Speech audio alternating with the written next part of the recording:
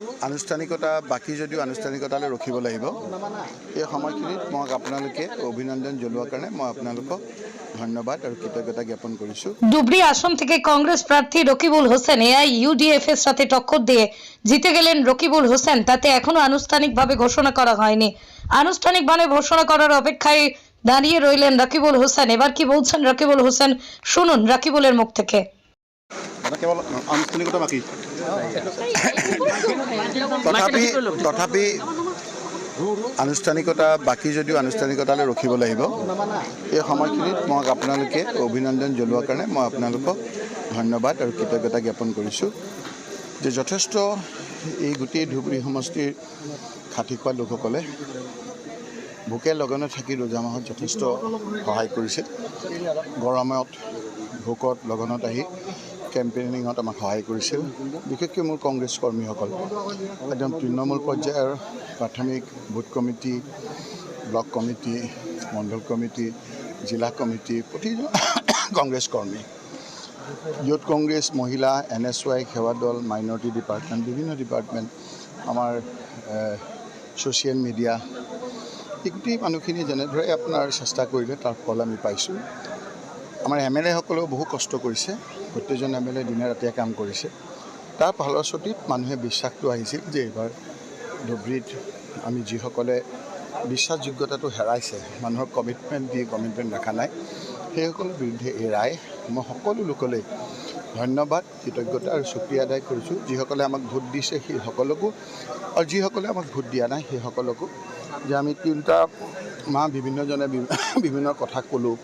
এতিয়া আৰু ইলেকশ্যনৰ ৰিজাল্ট দিলে, এতিয়া গোটেই মানুহখিনি আমাৰ একে। ইভেন আপোনালোকে চাওক, ঘাটি খোৱা লোকসকল, যিসকলে ৰাতিপুৱা উঠি খেতি কৰিবলৈ যায়, যিসকলে আপোনাৰ ৰাতিপুৱা উঠি কনষ্ট্ৰাকশ্যন কামত লাগি থাকে, ইভেন আপোনাৰ বেচমা বুলি এটা পৰৱ ইয়াত যিটো বিহু ইয়াত পাতে কোৰাজবাংকীসকলে, তাতো মোক মাতি লৈ গৈছে। আমাৰ ভূপেন বৰা ডাঙৰীয়াক মাতি লৈ গৈছে। যি ধৰণে এটা পৰিৱেশ হৈছিল সমন্বয়ৰ, সেই পৰিৱেশৰে আজি এই ফলশ্ৰুতিতে আজি যি ধৰণে আপোনাৰ অগ্ৰগতি লাভ কৰিছোঁ, মই ভাবিছোঁ সেই সকলো ৰাইজৰ মৰম, ৰাইজৰ আশীৰ্বাদ দিছে। মই সকলো লোকে ধন্যবাদ অন্তৰস্থলীৰ পৰা মই কৃতজ্ঞতা জ্ঞাপন কৰিছোঁ। কি সপোন আছে আপোনাৰ? আজি আপোনালোকে গোটেই কথাখিনি থ্ৰুতে কোৱাটো টান। মই ইলেকশ্যনৰ সময়ত যিখিনি কমিটমেণ্ট সেইখিনিয়ে মোৰ কোৱা। আজি যে ৰাইজে কিছুমান মানুহক ৰিজেক্ট কৰিছে, ইলেকশ্যনৰ সময়ত কোৱা কথা আৰু ইলেকশ্যনৰ পাছৰ কথাৰ লগত মিল নাই, কমিটমেণ্টবিলাক পালন নকৰে, আৰু সেইকাৰণে মই ভাবোঁ যে ৰাইজে এই ধৰণৰ ৰায় দিছে। গতিকে আমাৰ কি সপোন আছে, আমি কি কৰিব খুজিছোঁ, সেই কথাখিনি নিৰ্বাচনৰ আগত ৰাইজক ৰাজহুৱাভাৱে কথা দিছোঁ, আৰু সেইখিনিৰ কাৰণে ৰাইজে গ্ৰহণ কৰিছে।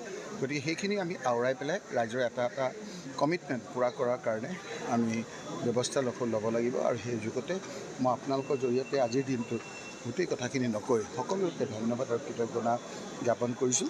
আৰু লগতে আনুষ্ঠানিকতা এতিয়াও বহুত বাকী, গতিকে সেই সময়ৰ পিছত আপোনালোকৰ যোগেদি ৰাইজক ক'বলগীয়াখিনি ক'ম। আজি সেইবিলাক কথা আৰু নকওঁ। আজি আপোনাৰ নিৰ্বাচনৰ ফলাফল দিয়াৰ সময়, গতিকে এই নিৰ্বাচনৰ আগত সেই কথাখিনি ক'লোঁ। কোনোবাই মোক গালি পাৰিছে, কিবা কৰিছে, কৰি থাকক। মই ব্যক্তিগতভাৱে নিৰ্বাচনৰ সময়টো কাকো কোৱা নাই, আৰু এতিয়াও মই ক'ব বিচাৰোঁ।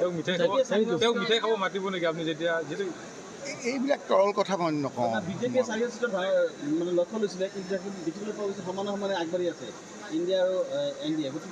অলপ সময় ৰখক, সকলো পৰিষ্কাৰ হ'ব। মই আপোনালোকৰ যোগেদি আমাৰ কংগ্ৰেছ পাৰ্টি আমি সকলো কথা ক'ম। আজি গৌৰৱ গগৈ বিজয়ে গোটেই অসমৰ আপোনাৰ এটা পৰিৱেশটো আমাৰ সলনি কৰিব। এই যিবিলাক আপোনাৰ উগ্ৰ তিতা, উগ্ৰ মিঠাই, সেইবিলাক ৰাইজে বাদ দিব। ৰাইজৰ কমিটমেণ্টবিলাক পূৰা কৰা লোকসকলক ৰাইজে গ্ৰহণ কৰিব।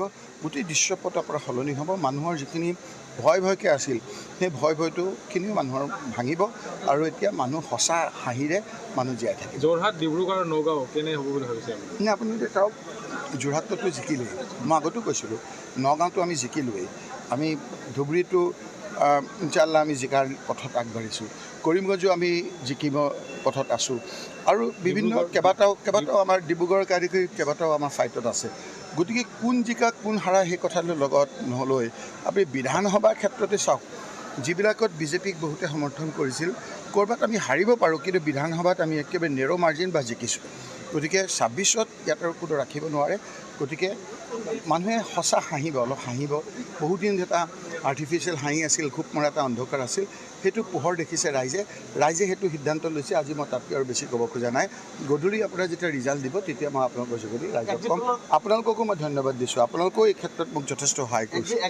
আপোনালোকৰ মনৰ এগেইনষ্টে গৈ পেলাই আপোনালোকৰ কামৰ এগেইনষ্টে মনৰ পক্ষে থাকি আপোনালোকে কাম কৰিছিল। মই আপোনালোকক তৃণমূল পৰ্যায়ৰ সাংবাদিক বন্ধুসকলক মই ধন্যবাদ জনাম। এই গৰমত ৰ'দত ৰাতিপুৱাৰ পৰা আপোনালোকে ৰখি থাকি কেতিয়াবা কি হয়, আপোনালোকে যেনেকৈ নিউজটো পঠিয়াই ক'ৰবাত নুঠেগৈ। গতিকে আপোনালোকৰো কষ্ট আছে, আপোনালোকেও এই কষ্ট মোক একেবাৰে পজিটিভলি যোগাত্মক হিচাপে আপোনালোকে সহায় কৰিছে। মোৰ ধুবুৰীৰ লোকসভাৰ প্ৰত্যেকজন সাংবাদিকে আপুনি যিখিনি কথা সুধিছে সেইখিনিয়ে আমাৰ সকলোৰে কথা। এক্সিট পোল কোনটোৰ উত্তৰ বিচাৰিছে? যিটো এক্সিট পোলে আপোনাৰ এই হাৰিয়ানাত 10খন ছিট আছে, এক্সিট পোল একদম অত্যুৎসাহী হৈ পেলাই 14খন জিকা দেখা দিছে। ক'ৰবাত 4খন আছে, 7খন জিকা দেখা দিছে। মানে বলিয়া হৈ গৈছে আপোনাৰ কথা বতৰাবিলাক। সেইবিলাকৰ আজি উত্তৰ ৰাইজে দিছে। নিশ্চয়কৈ আপোনালোকে গধূলিৰ পৰত পৰিষ্কাৰ হ'ব, এই কথাবিলাক জানিব পাৰিব। Thank U.